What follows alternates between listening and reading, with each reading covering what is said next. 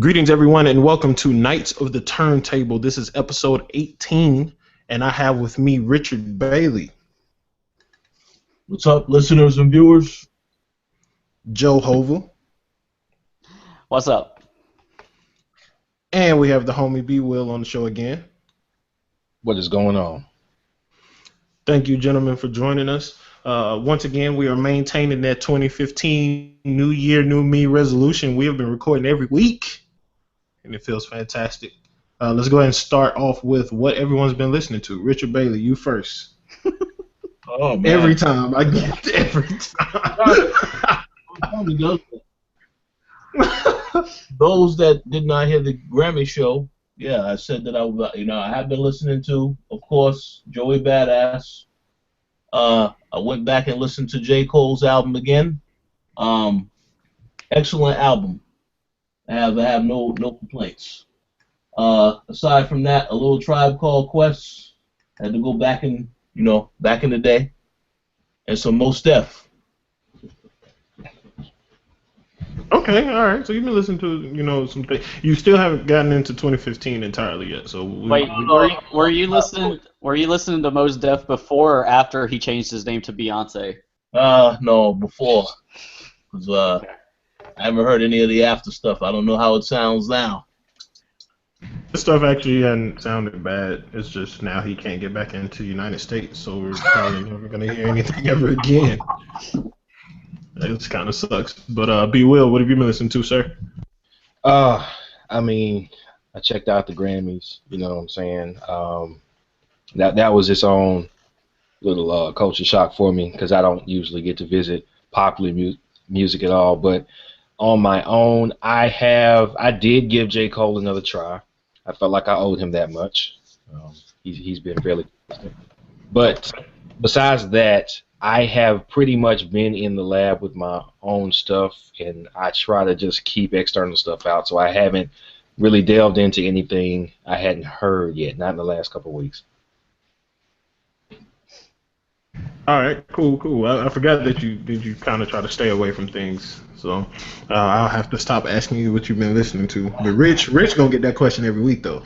That man gonna have to refresh his music content on iTunes or whatever and catch up with everybody. Joe Hova, what have you been listening to? I've been listening to the Mike Zombie project. It came out about a month ago. It's okay. I'm writing a review for it for the Redefined right now. Plug. I listened to this awesome project by an Indianapolis artist named Sirius Black. SIRIUSBL and then VCK. And you can search that on Spotify and it's on iTunes. But he put together an amazing project. I was blown away by how good it was. So I've been listening to that a little bit.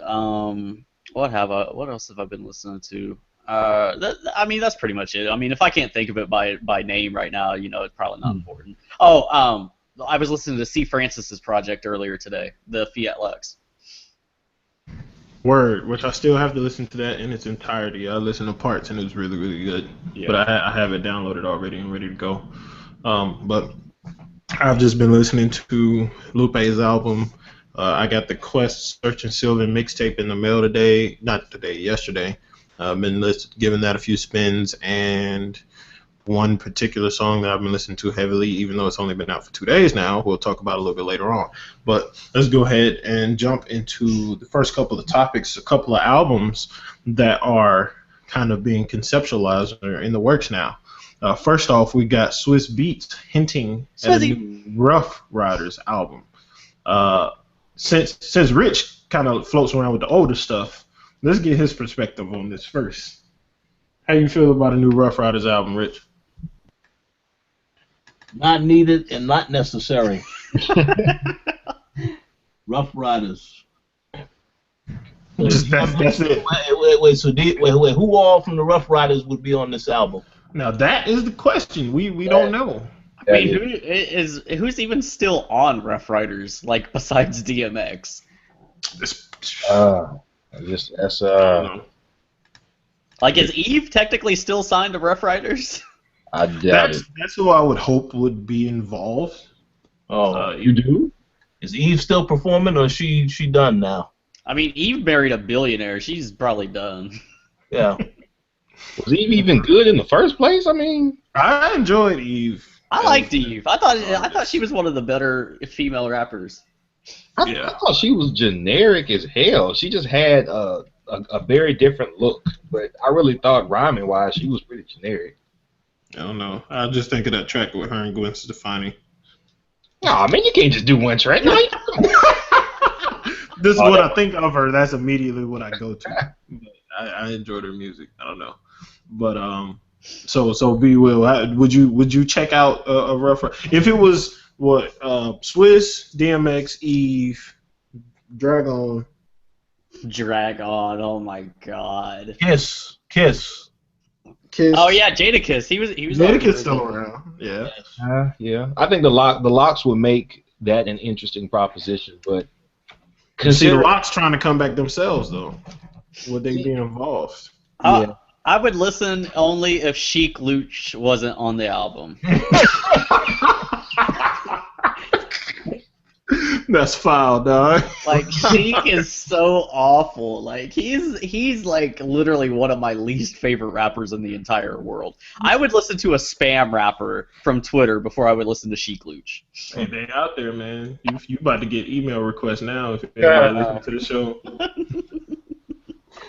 Yeah, Sheik was man, he's like that dude at the office every time he makes eye contact. Hey man, you wanna go? No, I don't wanna. I made eye contact with you once today. That was my little friendly work nod. What's up? Don't come back at me, man. But you can't get away from shit, man. It's like, oh man, I see y'all in the studio. Nah, man, mic don't work, man. I thought I heard y'all recording. No. Not this week. I think the thing with a Ruff Ryders reunion or a Ruff Ryders album, it would have to be a reunion album, like just a one and done, like nothing more than that. And right. It'd have to have that vintage sound to it. Right. Because Swizz has developed like his sound over the years. Like he's responsible for a couple of nice little genres of production, but at the same time, it's like some of his beats are so annoying. This is true. Yeah, buddy. That's the interesting proposition is that if you think how Swizz has gotten better, I mean, he's always pretty much he redefined. I don't want to say I want to say redefined what a banger was for New York. And when New York hip hop was just that, he defined the banger sound. I think Just Blaze probably had something to do with that too, around the same time, a little bit after, but it was so annoying that he did not know how to use melody at all. Like his fire ass beat, the feel is outrageous, and then the bass line's in a whole nother key. It's like, what the fuck are you doing, man? You don't hear these notes? What the fuck is this? So the fact that he started sampling stuff, that was the best thing that could have ever happened to Swizz. Had some definite bangers. However, let somebody else do the work for him. Exactly. Let some. If you can't do melodies, man, let somebody else do them. And he did, and that's why his stuff has gotten so much better. So production-wise, I would be very interested to hear what Swizz is cooking up for hip-hop artists. Because I mean, he's been producing R&B singers, Beyonce, Chris Brown, whoever. He's done a lot of stuff, some electro stuff. But I would like to see when you want to come back to rap, DMX. What are you going to do for DMX? The production would be crazy, I'm sure, but I mean, can any of them still rhyme? Do any of them still want to? I don't know. My thing is, I don't want to hear Jadakiss dust off that rusty ass flow for a Ruff Ryders album because like this, and this is why I like Gucci Mane so much because Gucci Mane's like one of the only people to get Jadakiss to switch up his flow on a song. Like. Yeah. You listen to a Jadakiss verse, and you know exactly how it's going to go. Well, I guess that's the question then. Do we care for any of these people as rhymers? The production is going to be dope. Like, it's likely going to be very good, but do we care about the rest? I don't know. I think for a one and done, they might bring it. I would love for DMX to do a couple of lines of coke and yes, we have to get coked out DMX for this. That's the only way this works. I want that vintage DMX back because no one does that. No one did that. No one does it, and I miss it. I wish things didn't go off the rails for him as far as music goes or life goes, as a matter of fact. But that's probably the only one out of all of them that I think would really bring it. Yeah, I think he would have the biggest because we aren't fed up with him. He could. What about? Do we consider Cassidy Ruff Ryders? Let's count them for the sake of the discussion. We'll count Cassidy. Because Cassidy. All right, now Cassidy, I said that. Wait. Now I say that to say no. I don't want him fucking involved. Because my thing is, just because of the rap battle, man. Cassidy is nice on Swizz Beats stuff, but on everything else, it's not good. Terrible. He's terrible. But you're right. You are correct on Swizz Beats stuff. He can do it. He showed at the rap battle, no matter how corny some of that stuff was, he did show that he still has it. You know, ever since the accident and all that stuff that he's been going through, he still can rhyme. So him and DMX and possibly Eve would have to carry the project, I would believe. Man, but I'm so wary of people who can rhyme making albums. People who can rhyme should do features. And it should be Swizz's responsibility as the head technician to make a bunch of fire-ass beats and tell each person, I just need you to do a verse. Hit them up like 3 months later. Hey, let me get one more verse. Like, that's it. Just make songs and don't tell them their songs. Tell them everything is features. Because they can't make coherent music. They can't do it. They can be a wonderful feature. You'll remember that song forever. But I don't want them thinking they got a whole catalog of work to do because it's going to go downhill. Yeah. And my bad. Actually, if we're counting the locks, Styles P would carry as far as rhyming goes. Yo, Styles P that still might has, be my opinion, but I think one of the better rhymers out of all of them. he still has one of the best verses of the past 5 years on BMF. I don't even remember it, but I need to listen to it again. Yeah, go back and listen because that verse is still dope to me. And like I kind of got out of Styles P music there for a while. Gotcha. Can't blame you. But as far as the rhymers go, putting them up against each other, I think he put all of them to shame. Unless DMX did those coke lines, then we might be talking about a different thing. But another project that's in the works. Go ahead. Hold on, before we move on. Will they be allowed to market it on the internet, or will DMX get mad? He's gonna have to let that slide now. He's gonna have to let it ride. He's gonna have to get with the new era. And DMX, knowing him and like the interviews that I've seen with him, he's probably gonna take a lot of shots at artists if he were to be a part of that project. He's gonna take shots at so many people, mainly Drake, because he hates Drake like no other. And I honestly would love to see that happen, regardless of Drake responds, which he probably wouldn't. I just would like to hear DMX speak his mind on hip hop in general. But the next project that was hinted at, or actually this one is on the way. I think they're working on it now. Crooked Eye of Slaughterhouse and Statik Selektah are working on an album together called Statik King.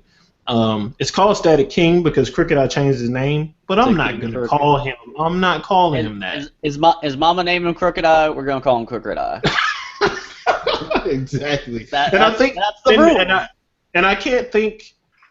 I can't get rid of the thought that I think he changed it to that because of what Kendrick was calling himself in just those tracks. Yeah. I think it was a West Coast thing, and he wanted to be King Crooked. You know, Kendrick was calling himself King Crooked. But just stick to Crooked Eye, bro. Like, don't just leave it at that. You haven't done enough to call yourself King Crooked anyway. But how do you guys feel about that? Do y'all listen to Crooked Eye as far as Slaughterhouse goes? Does he stand out to y'all? What are y'all feelings on him? I'll start with you, Brian. Well, let me tell you this story. I had Amazon Prime starting in February of last year. Okay. When I got Amazon Prime, shortly thereafter, they introduced Amazon Prime Music and gave me access to things that I had never heard. I had heard the name Slaughterhouse. I had seen the Cypher freestyles from Slaughterhouse. I was like, oh, this I want to check out. They had 2 albums on there. I made it about 4 songs in, and that was the last time anything Slaughterhouse ever played on my phone. Okay. So I couldn't tell you exactly what pushed me away from it. It's not that it sounded played or generic. It's just like, you guys sound a little dated, and you sounded better in the ciphers than you do on these albums.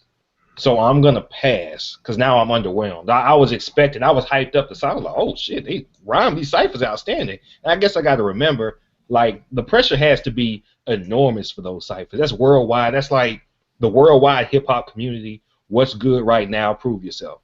And yeah, exactly. They just set a bar for me that, like, I guess maybe the first time you get introduced to somebody, you don't want to go from that to whatever that was. I mean, I'm not saying it was bad, but it just let me down. So I didn't check out Slaughterhouse anymore after that. So I don't even know what this guy can do. I don't know which one of them he was I was listening to. I don't know. I am not interested. That whole Slaughterhouse concept was cool, like, in 2005. And then they did it like man, chill out, man. Chill out, man. That first album was dope. I still think they have potential to put together a good album. Like, they just let's not try to focus on getting on the radio, because that's definitely what they did with the last one. Okay, here's the thing with Slaughterhouse. Like, they've been in the industry for how long, and they can't come together to make an album sound good? Yeah. Oh, I'm sorry. I was actually on mute when I just responded to that. They did the first one, and the first one sounded great. So I think just after that, because the first one had no aims to go mainstream and get these radio singles and all that shit. It just. But that second one, though, the second one, was the hammer straight, dance. We're trying to get this money. They That's had a exactly fucking song called Hammer Dance. And none of them are rappers like that. Like, none of them make party music. Budden maybe. But he's like the mood god. Yeah, but hey man, hopefully they just get back to the grimy, rapidy rap that they did on the first album. I think we'll get back to that. I don't know. I mean, I might check it out because I like Statik Selektah a little bit. What he did for Mick Jenkins on the Water song was nothing short of amazing.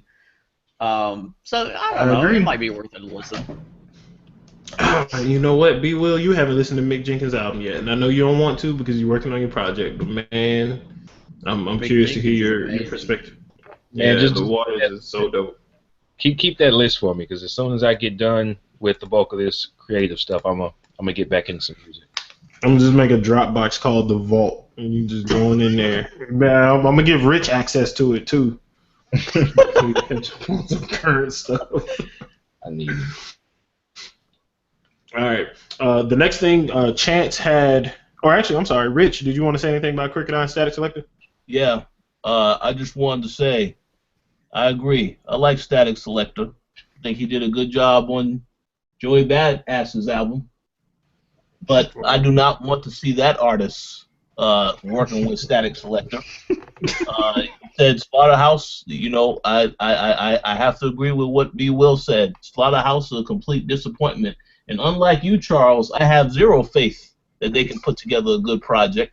I know Royce can put together a good project because that P. Rhyme album was good. Yeah, but true that. I don't know about the others. Joe Budden got too many relationship issues, and then the other ones, they ain't hey, man. to talk about. Joe Budden's relationship issues are the key to him making good music. Yo, if Joe Budden never got happy, he would not make good music. It's like Adele. Yeah, pretty much. That's exactly right. Yeah, Now Joel Ortiz, we can let him go. Joel Ortiz lost all that weight and lost the power to rap. Oh. Yeah, and the crazy thing, Crooked Eye, he is the freestyle and radio station drop a verse king. He kills that shit, but it doesn't translate to songs all the time. I don't know what the problem is. Maybe it should have been him doing the rap battle instead of Joe Budden on that Slaughterhouse or Total Slaughter joint. I think he's more fitting for that arena. But let's go ahead and move into the next topic. Chancellor, the rapper, had a cover story with GQ Leave It Up to Chance, where he talked about basically making a career out of doing exactly what he wanted to do as far as his music goes, his sound goes, his live performances. No pun intended, he takes a lot of chances and it's fairly original with the stuff that he does. And then there's also a couple hints at the next album and features, even though the artists mentioned they recanted that, but we'll get to that in a second. But Joe, what did you think about that cover story?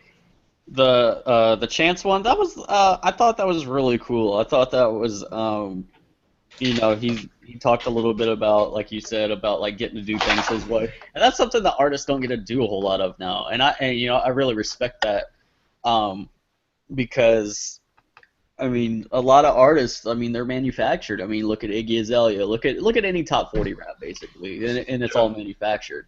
Whereas you get somebody who's a breath of fresh air like Chance, and he's out there having fun. He's being a 21-year-old, basically. Like, Yeah, and he's fresh 21. Yep, and he's just having a blast with it. And I respect it. I like it. Word, Brian. I skimmed through Chances, that acid rap, when it dropped. I can't say I gave it a huge listen, but what I did like about it was the fact that, like you say, I mean, he's definitely an original, and in this day and age, I mean, I'm always for that. It wasn't because, I think we talked about this last time, the era that we grew up, he doesn't do what I absolutely love about hip hop. But I care less about that, more about the fact that he is original. He's doing what he wants to do. He's not influenced by what's going on outside of him. And I got a lot of respect for it. So I will catch up to acid rap. I'm definitely paying attention to this, because when I see other creative people who I do like somebody, that's like the degrees of separation to say he's worth listening to. Creatively, I'm going to give him a shot. I'm going to give him the benefit of the doubt that Lupe no longer gets. That mine went from Lupe.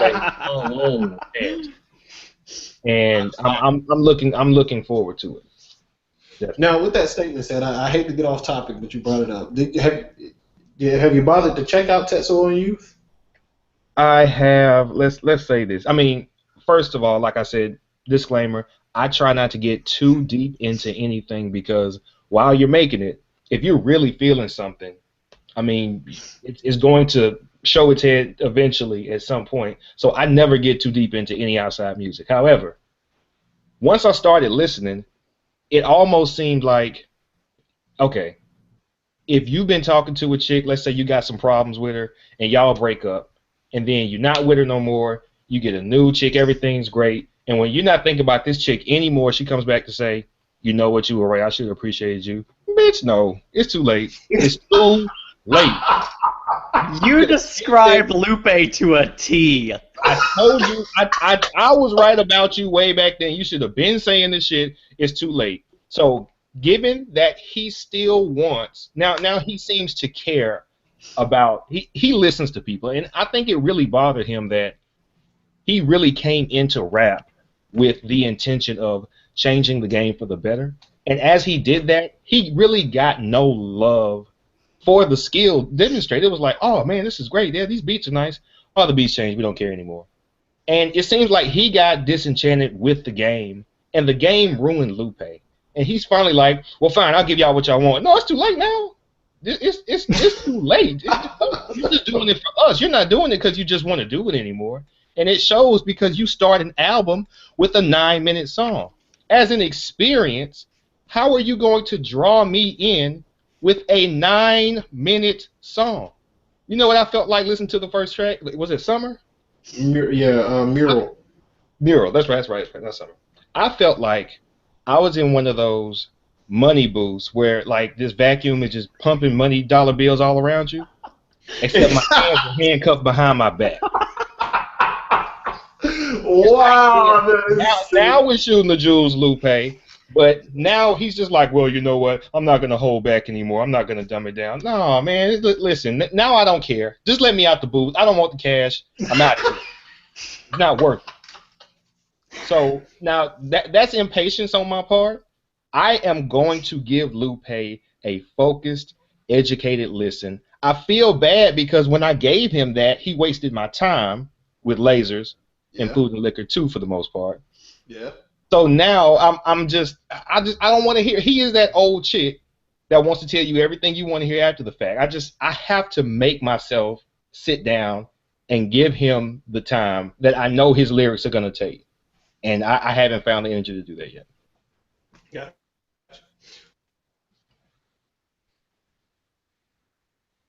I muted myself as I started talking, but I'll say that I wish I could cut that excerpt and just throw it up on the site as "This is Lupe," because that was perfect.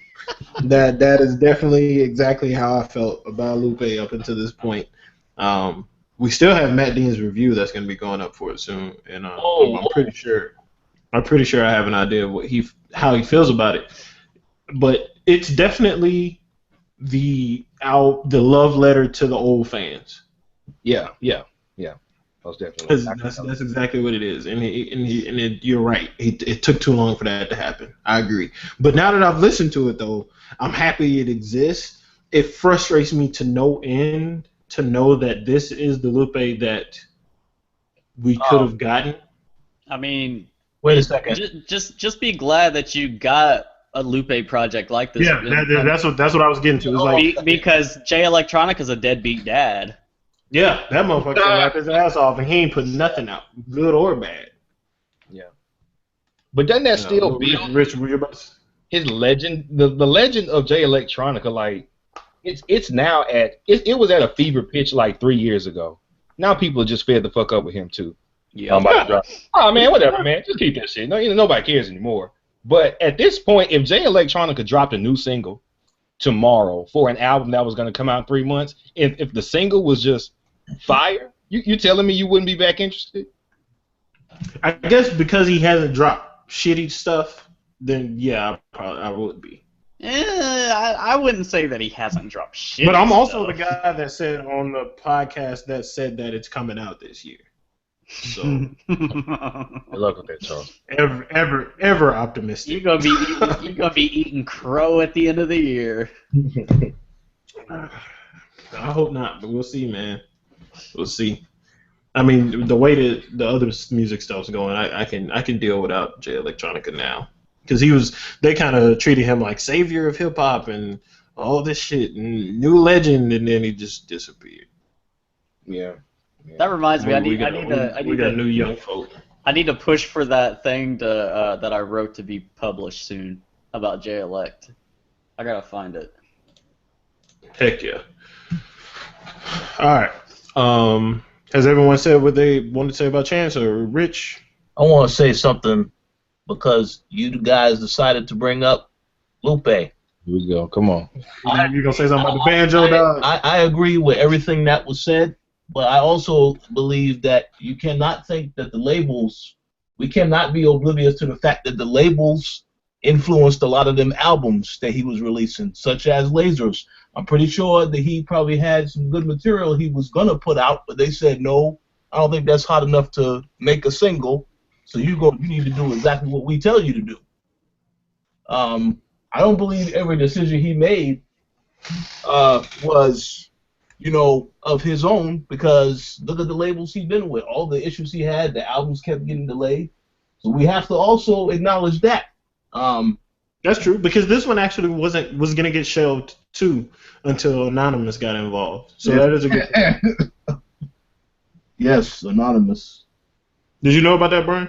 Yeah, I heard about that. They pretty much punked Atlantic into giving it the release date. Yeah. Heard that.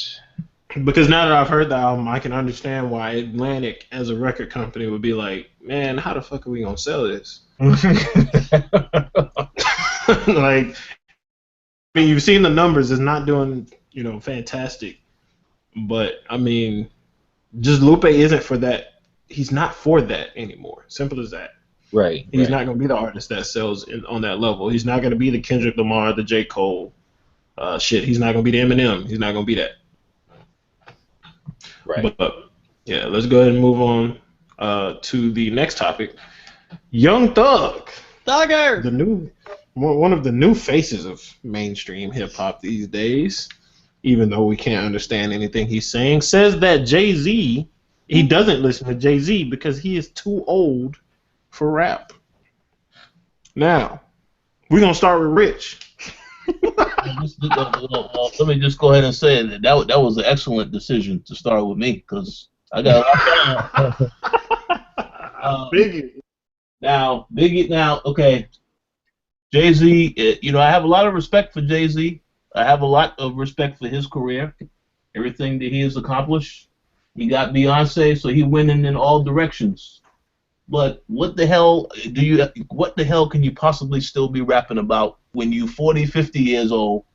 You already made it. You ain't out here struggling in the streets. You ain't out here doing all type of illegal activity just to make it. So I'm trying to figure out what the hell else can you talk about at this point. Now, you can collaborate with some of today's artists, I guess, just for the whole, because a lot of them probably looked up to you when they was growing up or when they got started. That's fine. But again, what the hell can you talk about? Maybe Jay-Z wants to talk about these paintings that are worth more than some of these artists' careers right now. Oh, okay. Hey. Maybe that's what you want to do. That's totally an option. But I also will say this, I agree with what was said, but I don't have respect for Young Thug, so who the hell is he to even make these comments? Who gave him the time of the day to say, you know what, let me interview him and let me ask him what he think about something. I don't care what this guy thinks. True that. But, again, what he did say about Jay-Z, I can understand why that is said, because I'm thinking to myself, I don't know I just can't think of what else is there to talk about at this point. Right. So, that's true. Now, in Young Thug's defense, I don't think it was like a topic where he just brought up Jay-Z and was like, hey, he needs to stop rapping. I think someone asked him if he listened to his music. But go ahead, Brian. Well, I'm on the same page with Rich. Jay-Z is. I think Jay, he did. What's more important to Jay-Z right now is not being a rapper. It's being Mr. Black America, which he has successfully done. Let's not take that away from him at all. You want the rags to riches story? It's there. You want the I'm smart enough to be a hustler? He did that. Okay, it's there. You want the I'm smart enough to not only manage the streets but now the business world? I'm there. I marketed myself. Look what I did with Def Jam. As every stop he's made as a businessman, he's been successful. Mm-hmm. Whether it was brands, clothing, liquor, basketball, sports agency. And he has the girl, and let's not take away and let's not underestimate the power that the union of Beyonce and Jay-Z had to further both of their careers. I don't think either one of them would be as big a deal as they are right now unless they had formed that union. That's like the Black Couple USA as far as popular culture is concerned. Yeah. So he has now he's living the dream for a lot of black people. Like, that is the ideal. You get the finest woman, the most successful black woman, the most idolized black woman. You're 20 years her senior. You did everything that anybody else could come behind you. You've already done it. And all you have to do really is say, hey, I just got to remind y'all that I'm the realest person to ever do it. And I'm okay with him saying that stuff. Just don't say that stuff over music. Because he didn't have shit to say. He has nothing. It's like everything relevant that he had to say. If the Black Album was it, he would be Michael Jordan. And now he's like PJ Brown with the Celtics. Like, he's that big man. Like, you on the court, and yeah, we respect your game because you're necessary. You're gonna help us win this ship. But if you weren't there and somebody was just, if a different album came out instead of that album that came out exclusively with Samsung, what was that bullshit? Magna Carta Holy Grail. Yeah, Magna Carta Dirty Pill. If you dropped anybody else's album there, it would not have made a difference. He does not have to try to make music to have the reach that he does. So I don't know why he does it, and it confuses me. See, that's the thing, though. I'm on the other side of the fence because this is an interesting Jay to listen to now because, like you said, he has everything. He's done it all. He's having fun now. Like, this is this is the part of Jay-Z's career where he gets to have fun. There's no pressure on him to, put out a platinum-selling album. There's no pressure on him to have like a fire-ass single. There's no pressure anymore. He's already been there, proved it, and he has everything. And now he's just having fun. And I like this Jay-Z. I think it's a lot of fun. Well, we have to define fun, but well, that's the thing too, because if you log on to Twitter and Jay-Z drops a new verse, Twitter calls it trash automatically. They say he's washed up, da da da this, da da da. He's too old. They have the Young Thug mindset, and that's okay. I get that because that's the cool thing to do on Twitter is to bash everything because people want LOLs and RT or retweets and all that stuff, and now it's just it's to the point where Jay can have a good verse and people still won't recognize it. I'll give you that. He's kind of the cool thing to bash, and I get that because the masses are a lot younger than what the demographic who love Jay is. So I mean that makes sense. But at the same time, if we're just going to objectively, and I think it's hard for us to hear Jay-Z, think Jay-Z, and not think all the classic material he's given us. Not think the best Jay-Z. So when you hear Jay-Z, you're giving him a shot. In your head, you're like, all right, Jay, come on, just do something. And then you get let down like, that was not. Now imagine the impact of a Jay-Z verse, that same Jay-Z verse, for people who never listened to him. It's like, who is this guy? He's supposed to be the greatest rapper ever? It's kind of, the thing I can relate it to is like, when we were growing up and we were listening to Jay-Z, and then KRS-One would come out with a song or something. We're not listening to no fucking KRS-One. like, I don't want to listen to that shit. So I understand it. I really understand it, but I just think that, I don't know, it's just one of those things. And you're absolutely right about, we can't be objective with Jay because we see him as the best to do it. Right. It's hard. Like I had a homeboy. I mean, I still got a homeboy. Like every time Jay drops something, like we be arguing about it over Twitter. I'll be like, no, man, Magna Carta Holy Grail, it was trash. It was trash top to bottom. Jay said nothing. The rap on there, it was the same CD. And he's like, nah, man, Jay the great, Jay the GOAT. Like I didn't say he has not made classics and still doesn't have classics on his resume. I said this album right here is trash. No, I just can't say that. I just can't say that. He DM'd me like a week later. Hey, man, I can't say it on the timeline, but you was right. Like, it goes that deep. I think he's from New York originally. He came down here. He's been down here for a while, but it's like it hurt him to admit that album was bullshit because Jay-Z is a rap icon for people of like about a 10-year stretch. If you got into rap or were into rap for that span of time, even if you didn't like the material rap, you can't deny the quality of verses he put down, and it hurts. It hurts to see somebody that you used to love. It's like watching your favorite athlete become washed up. Like it's like the thing I can say is like this is probably like Kobe fans right now. Yeah, for sure. Ooh, you gonna piss somebody off when they hear that? I hope so. I hope I do because Kobe washed up too. If y'all gonna say Jay's washed up, Kobe washed up too. Whoa. I think everybody knows this already, except for the fans. Well, I would say this. Like, I even though I walked away for a second, I had the volume up, so I heard everything that was being said, and I can agree with both sides. I lean more so towards Joe's though, because my expectations for Jay, basically now I don't have expectations for when Jay drops a verse. Yeah. Like. Because if I kept sitting there expecting to hear, Blueprint Jay, Reasonable Doubt Jay, I'm going to constantly get disappointed every single time. Because he's not that person. But if he's not that person. He's not on those topics anymore for the most part. He is just an older dude, an older businessman that really doesn't have to do this, but he's doing it because it is fun to him. He enjoys it. And I'm listening to it with that in mind. And I'm like, so with that in mind, as him being a businessman, really, really smart businessman, and I think he's kind of underrated for that. Right. I knew that the production was going to be the strength on Magna Carta Holy Grail. I knew that was going to be the case. Like, if you look at how the marketing was done for that project, the focus was on the beats. Yep, it was And all on Rick Rubin and them. Yeah, it was on who he was working with in the studio. It was going to be the focus on them. So when I started listening to it, I was like, yo, this is going to sound like sick. And his rhyming is just going to be, it's either going to be okay, you know, he's going to surprise me with an okay verse, or it's just going to be, you know, just there. Because regardless of how we feel about his transition from old J to new J, he's still better than a lot of mainstream rap, in my opinion. That's just my opinion. Just my thoughts. So I can enjoy it for what it is. So I don't have a problem with what Jay's doing. I don't think he should just like retire. Like there are other artists that have been rapping a long time, not quite as long as him, but like Lil Wayne.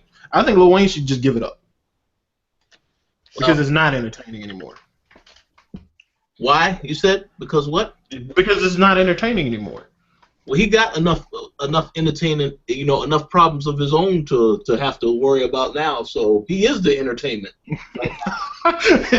his daily happenings are the entertainment now. Yeah, but I feel like he could give it up. I'm sure there's some people I'm not thinking about that could just wrap it up. But I don't. If we continue to get albums on the level of Magna Carta, Holy Grail, I'd be fine. Oh no, Jesus.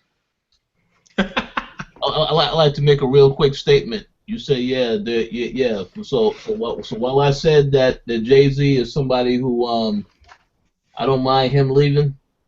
Oh, well, I'm a little biased because I don't mind Nas. I want Nas to keep doing what he's doing. Because Nas is still dope though. Yes. Yeah. He can still put, you know, solid albums together. Guys, let's not devolve this into Jay versus Nas like Twitter. Please. Please. We're not. I started thinking that as soon as he mentioned it, because I was thinking about mentioning him too, but I was like, I'm purposefully gonna stay away from this. 6 degrees of Jay-Z versus Nas. It's too easy to do, considering where they're from, how similar their careers were, you know, in the beef, of course, but. It's too easy to do, but thankfully, yes, we have Nas, who's been in the game as long and can still put good albums together and can still rhyme. It's still dope. And one thing, all right, this is turning into Jay-Z versus Nas, but his lyricism matured and it's in its matured form, it is still entertaining. Nas's.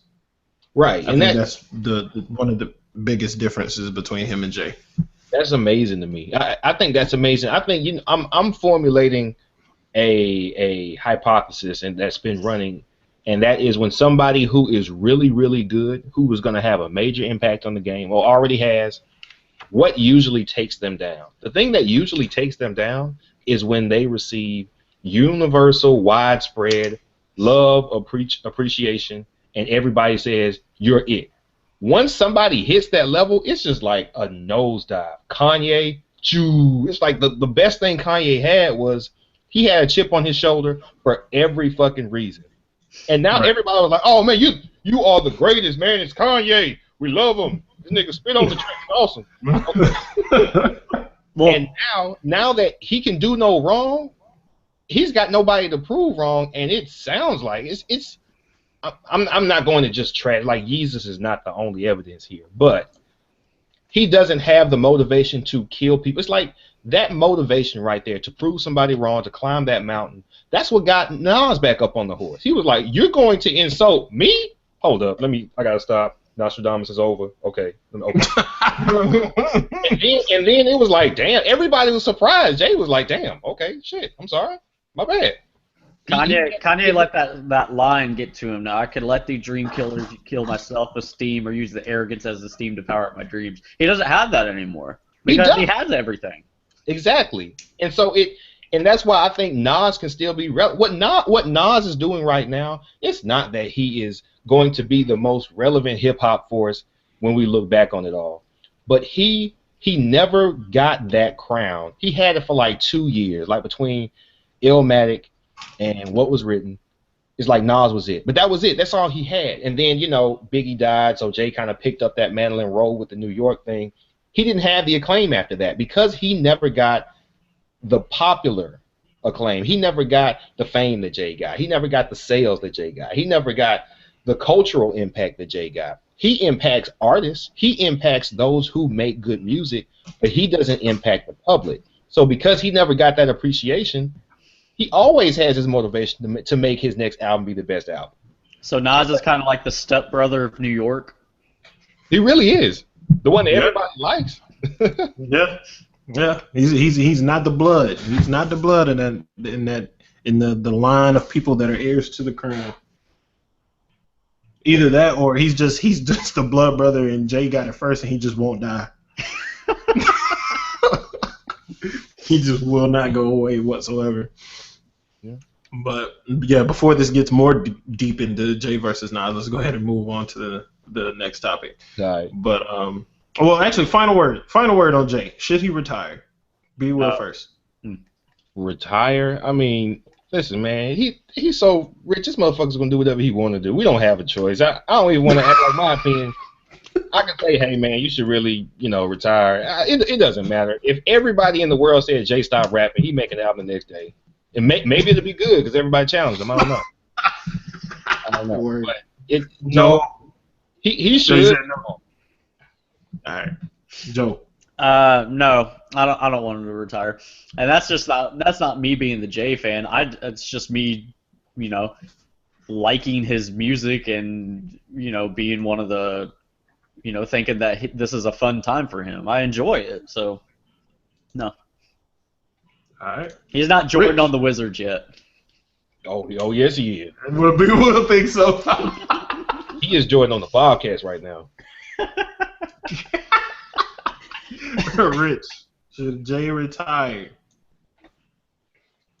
Jay, he already retired once and then came back, so he might as well. I mean, I guess he could still make songs. He can do a couple of songs about getting slapped up by Solange in that elevator. So yeah, he can continue doing what he's doing. Word. All right. And my thoughts is no. I think he's perfectly fine doing what he's doing. I'm enjoying his music. All right. So going into the next topic, Sci-Hi the Prince, one of the someone I wish would quit making music. Stop being a hater, man. Basically, he is the stepchild of good music because I think everybody forgets he's even on that label.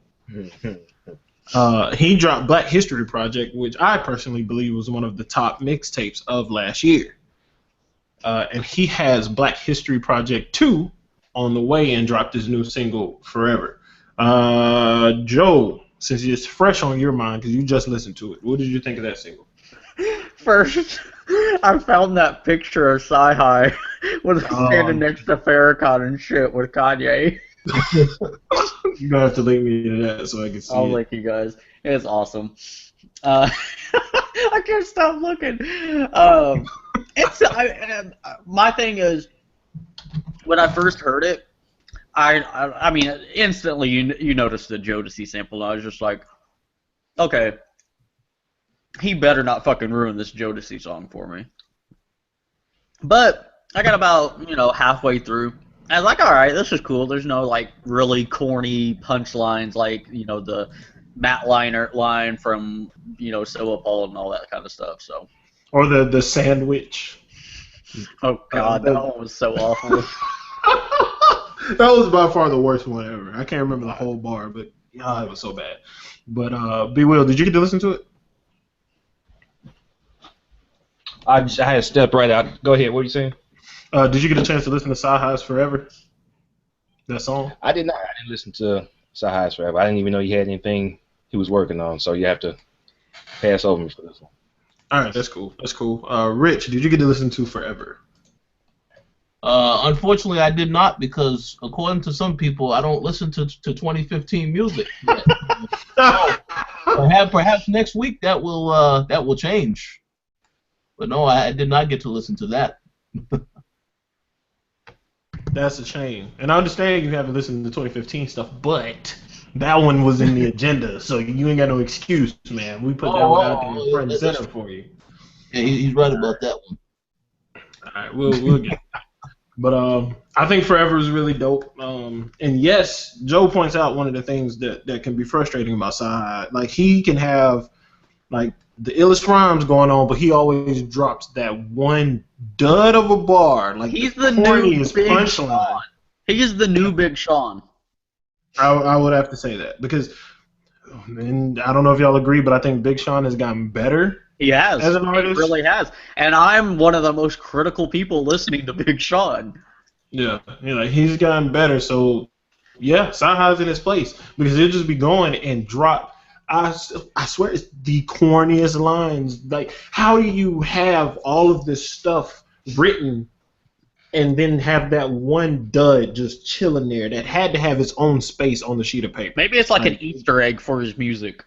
Just to go back and hunt for all those garbage bars he put out. My goodness, man. But otherwise, I think it's really, really good.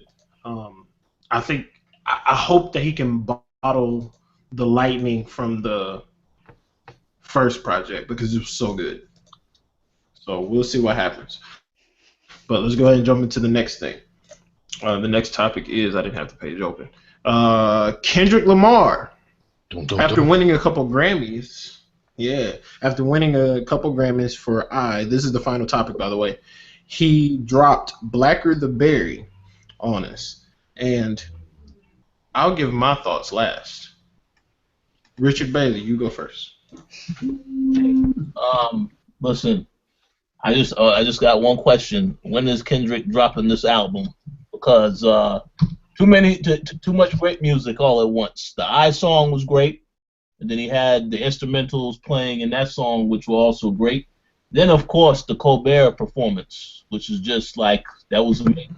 That was phenomenal, yeah. So, and then this single here this was awesome too. Totally came out the blue, didn't expect it at all.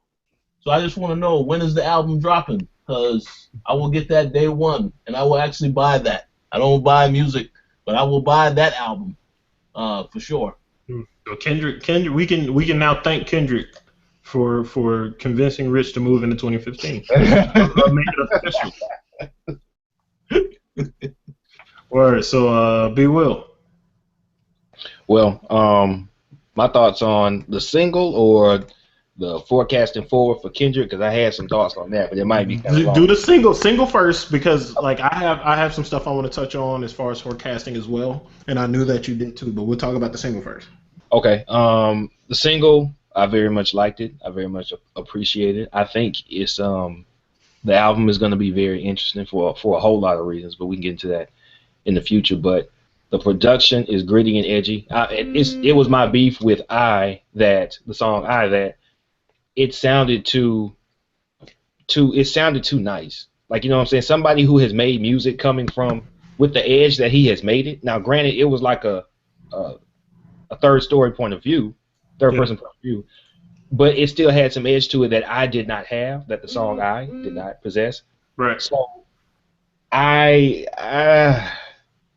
it was hard for me to stomach that one, but this is like, it's back. Okay, this is an edge. You know what I'm saying? This is power. Even if the message being positive in and the message being positive, explanatory in Black of the Berry, the message being positive doesn't make it a good song. Black of the Berry was a good song. It was a strong song. It was a powerful song that I did not feel like I didn't do that. So I very much liked it, and I liked it so much that it made me, like Rich said, I want to know when the album's coming out.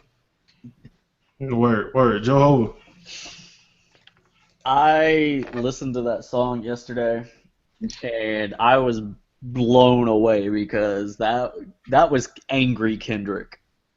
That was definitely angry Kendrick, and and like B Will said, like, this song has an edge to it.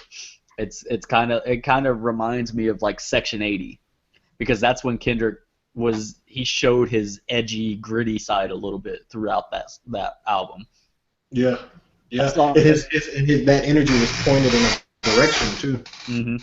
And so that song is amazing, but I did hear, I should say, shades of Isaiah Rashad, like dialect. Really? Well, I shouldn't say dialect. I should just say kind of like flow. Okay. Are you hinting at something? Well. I mean, it's no secret that Isaiah Rashad kind of sounded like Kendrick on his album. That is So true. I don't think Isaiah Rashad wrote that song by any means. I think that Kendrick's starting to they're taking pieces from everything of TDE for this album. Really? Huh. That's interesting. That is very, very interesting. As far as the single goes, I really enjoyed it, top to bottom. The production by Boy Wonder was really, really good. It was hard hitting to fit the very targeted message that Kendrick put out there. And can we shout out Boy Wonder for 1 second, because that dude has improved every single year since producing for Drake. That is true. And since he broke away from that, not everybody's successful when they break away from the person that gets them in, but he definitely has improved significantly. And that's not to say that he was bad before. He was great. His stuff, his stuff has evolved. Found his lane. Yeah, he found his lane. He's been developing his craft, and it's evident. And this song is a banger. It's sick. Very pointed message. I enjoyed it. The message itself, I'm not going to get too deep into. But it's perfect timing. It is perfect timing. It is like the timing couldn't be more perfect, because like you have which was very light, very radio friendly, and then he did his interviews, and people kind of were off put because Kendrick can be very aggressive, but then they interview him about all the events going on. He takes a very bystander stance, or very, very politically correct stance on the subject, and that kind of put a sour taste in a lot of people's mouths. And then he wins a couple Grammys, which I guess people could say respectability, politics with rap artists, blah blah blah. But then Black of the Berry drops, and all of that shit goes out the window. And I think with that in mind, I had more of appreciation for the song. Just thinking about that, and never mind the fact that I agree with nearly everything that he was saying in the song and could relate. But it was very, very good. I'm just like the rest of y'all. When is the album coming out? Because we were supposed to get it last year. Yeah. But I'm definitely looking forward to it. But we will go ahead and expand on. Wait, go ahead, Joe. Well, poor J-Rock, because nobody even remembers he's supposed to have an album drop. Some people don't even realize that J-Rock got a single out, but they cut J-Rock's verse out of it for the commercial. Yep. Right. I thought that was a new Kendrick cut. I was like, oh, this be fire. Drake put his foot in this shit. This Kendrick album's finna go off. Damn. Nope, that is a J-Rock cut. And I think there's been 3 songs released from J-Rock's album that are good. Just when is it gonna happen? Because I feel like as far as in a business sense, TDE building some kind of buzz for J-Rock and releasing at the peak of that passed, I think, with that song that was on the commercial. So when are we even gonna get this now? Right. But B Will, go ahead and go into detail about what you wanted to say. All right, so me and my homeboy Breezo, he's a producer, Ramsey High School, Birmingham, Alabama alum, like myself. We'll have to get him on the show at some point too, by the way. Oh no, man, he's got theories on top of theories. Like Breezo's crazy, but doing some work with me on the mixtape and album as well. And we're just sitting around with going over some beats, and we're talking about music in general, and we talk about the trifecta, the trifecta for rap music. And this is not what makes good rap music. This is what makes rap music liked, and that is women, an abundance of women, of course. There is some drug use, usually marijuana. Well, we can count alcohol in that too. And there is opulence in every form, wealth imaginable. It's different levels of maturity with it. Jay does opulence in a different way than Wayne or Drake does it, or the Young Thug does it. You know what I'm saying? There's different levels of women, because of course Jay's always gonna be the classiest. I pull the baddest R&B bitches type, and another rapper just like I bang sluts by the plenty. There are different ways to hit that mark on the triangle, right? But if you hit all 3 on the triangle, and you do it with some form of skill and decent production, you're in there. All right. Now, when we were talking about Kendrick, we were saying, okay, when he first came, we were counting Section 80 as his first foray into the popular culture, because that's when he got to everybody who listens to music anyway. So we were like, all right, what do you got? Do you have drug use? No, not so much. That's amazing. It's like he really didn't have all this drug use out there. It wasn't like I smoke high on the regular. I mean, if you go back to what's the name of his mixtape before Section 80? Overly Dedicated. Yeah, and the High Out Contact. It's like, okay, he's not going to be about that. We appreciate that he's different. So on that one, you don't have opulence. He's not about the opulence. And he's really only about women to the extent of relationships, appreciation, that kind of thing, for the most part, on Section 80. Now, let's fast forward. Let's go to the album. On the album, do we have substance abuse of some form? Yes, we have swimming pools. Now, that's not to say he's endorsing abuse of alcohol. That was more of a PSA for alcohol abuse. It is, but to the person who is not listening with a critical ear, it sounds like an endorsement. Exactly. Pool full of liquor and you dive in it. He is, and that's a single. So that is one triangle on the trifecta, right? Which I don't know if you're gonna get like into this kind of topic, but I feel like he has a gift for making things sound like that.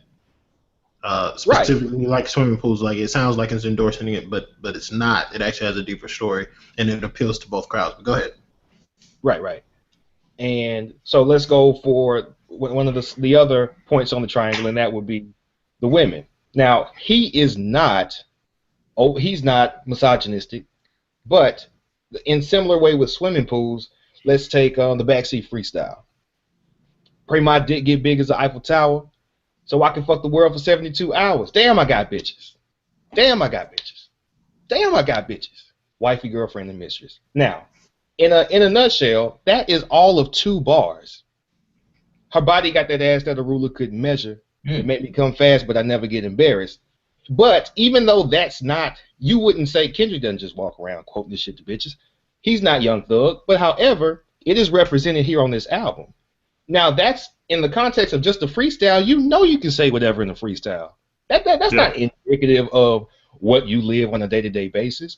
But as far as the album goes, he has presented alcohol usage, the women point of the triangle. The other one will be opulence. Opulence is not there, and that's something I'm really happy he stuck with. The only way he endeared himself to not the people who like opulence, but the people who want to get more stuff is he's robbing people with his friends. Morally, he's going back and forth about it. He's talking about the peer pressure that comes with living in this city during this time. This is how I was raised. This is what was going on. I'll give him 2.5 out of the 3 on the trifecta. But opulence is there though. Money in what ways?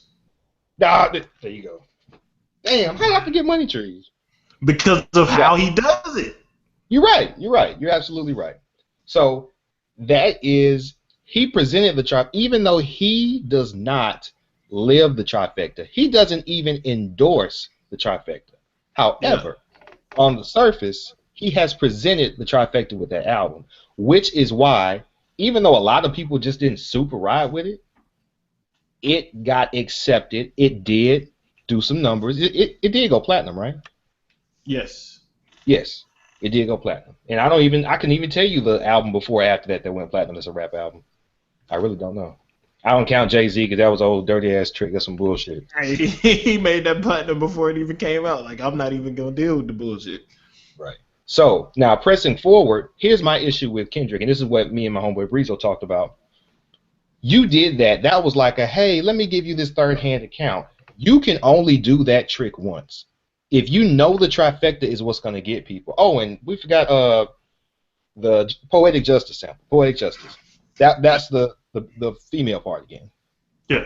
So if you're going to give us the trifecta, but it's from a third hand, hey, here's how I was raised, you can't tell that story twice. True.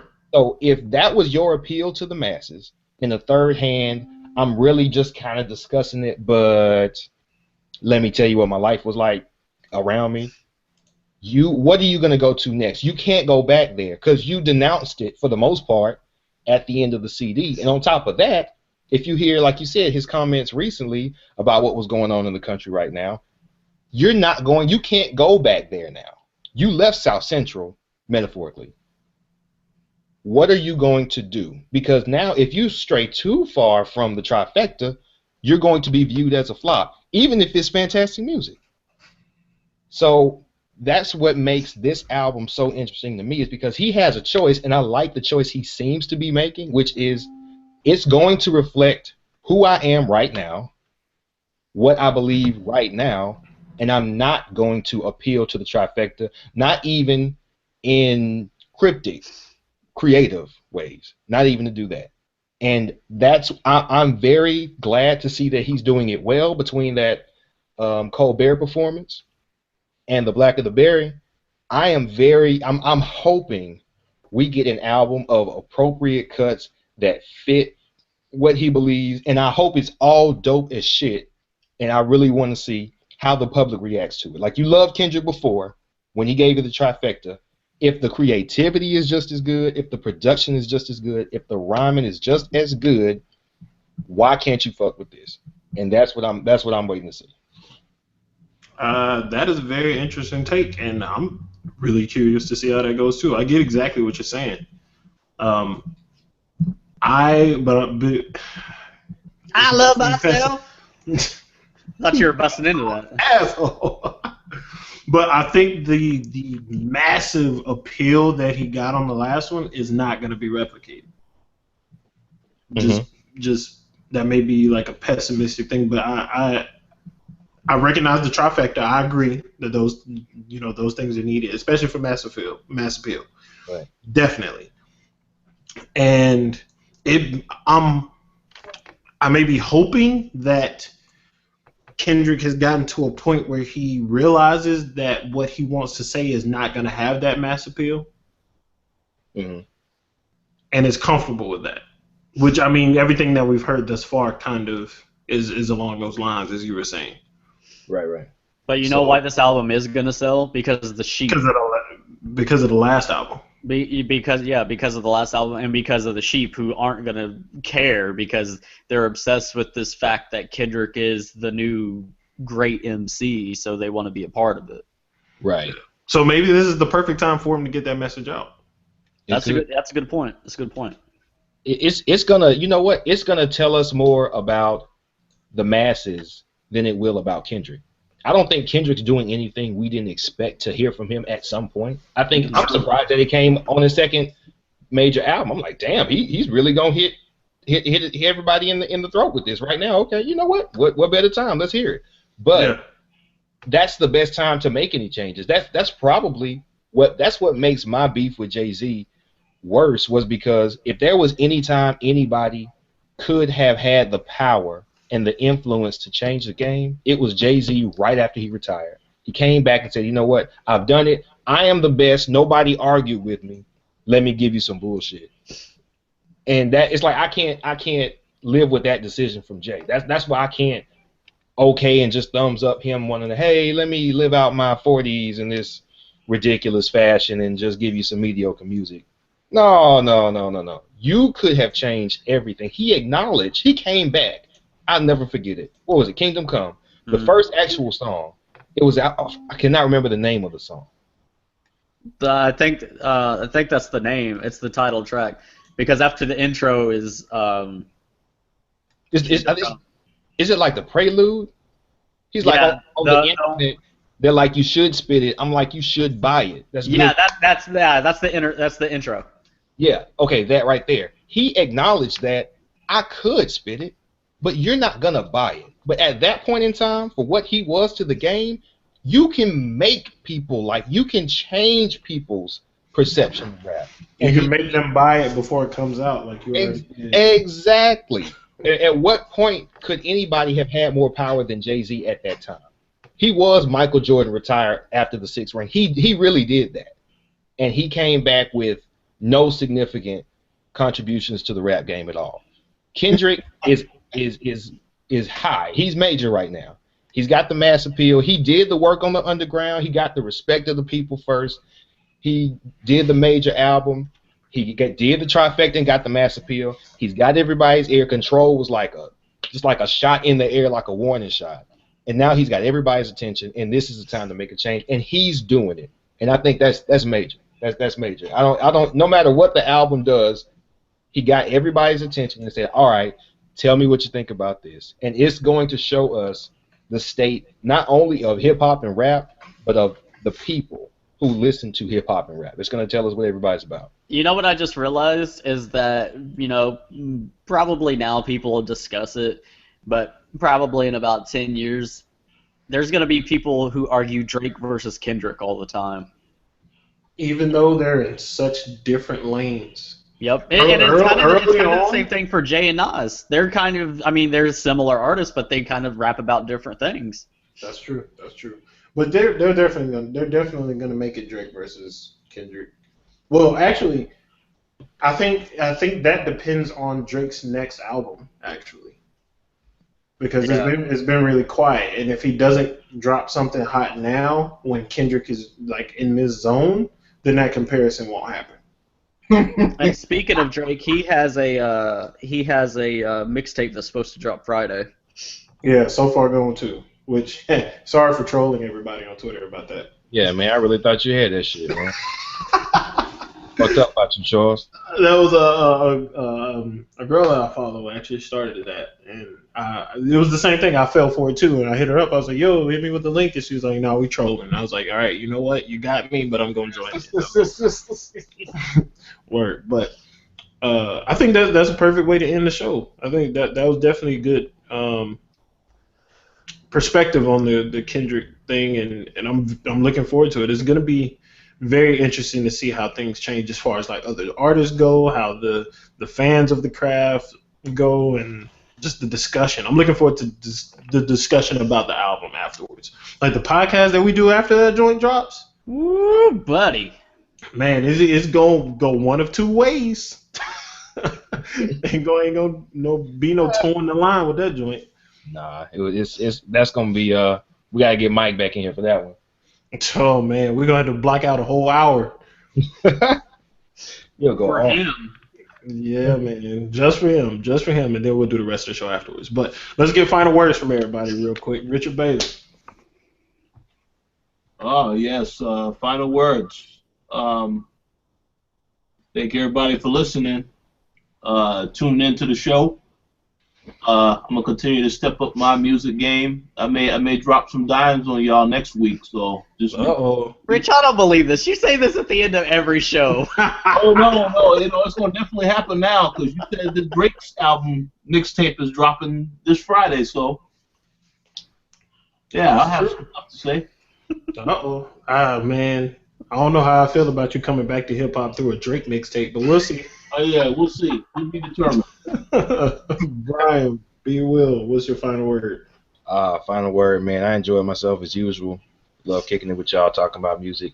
I encourage everybody to revisit, and Joe tweeted this, and this is the only reason why it reminded me. I listen to this like once a week, and I don't even listen to music. Go play Project Pat, Mr. Don't Play. Yes! The best Southern rap album ever. I don't like Young Thug music. I don't like listen. Project Pat was the best thing that happened to Southern music ever. I'm not bullshitting. It's like that album was so real, man. It was real in so many ways. We got to do like an homage episode to some classics at some point. But just listen to it. And if you don't like it, you're stupid. Yo, Mr. Don't Play was raw and in your face and gritty, and it was 1999, 2000. Crazy. Oh my goodness. It still rides so hard. Damn. Love that shit. I'm a little insulted by some of the stuff you just said, but it actually ties into one of the big topics for the next show, which is going to be who is the best artist out of each region of all time. So Well, I was exaggerating a little bit. I ain't gonna lie, but because I know when we get into that topic, you ain't gonna be throwing. I'm not riding with Project Pat as the South Savior. No way. You know what I'm saying? But it was amazing, man. It was amazing. Word. Joe Hova. Just to bounce off of that, why don't we respect DJ Paul and Juicy J as like the top production duo ever in the history of hip hop? Like, they made Mr. Don't Play. Man, that shit was like beat change ups. Like, oh my goodness. Like I discovered hip hop from friends at middle school, and they were listening to Jay-Z and Project Pat. So like I had the best of both worlds when I was finally discovering what hip hop was. So yeah, that's pretty much my final word. Go listen to Mr. Don't Play and respect DJ Paul and Juicy J. I'm gonna listen to it because I haven't listened to that whole album. Oh my god! I probably, with the people that I've hung out with, I've probably heard all of it though, like just over time. But I haven't listened to it. Project. Oh, and speaking of, Mr. Don't Play 2 drops next month. Are you seriously? Dead serious. You know what? I'm buying it. I don't even want to hear it. I'm just buying it. It's copped. Off the strength of the first one. Off the strength of a 15-year-old album. I am going to buy it. All right, Richard Bailey. Oh, wait. Did I already get a final word from him? Yeah. Oh, I did. My bad. Yeah, my last word is just, hey, tune into the next show because we're going to figure out who's the best out of every region. We're going to break it down. It's going to be a very, very interesting conversation. But thank y'all for tuning in. It's been a pleasure. We will see you next week. I'm going to vote for Murphy Lee. How did I know that was gonna happen? Hey, wait. What was that amazing quote about Murphy Lee? Drop it on him before we close the show. Oh man, I don't even remember. The greatest trick the devil ever pulled was making people believe that Joel Santana and Murphy Lee were up next. And that has been the show. Good night.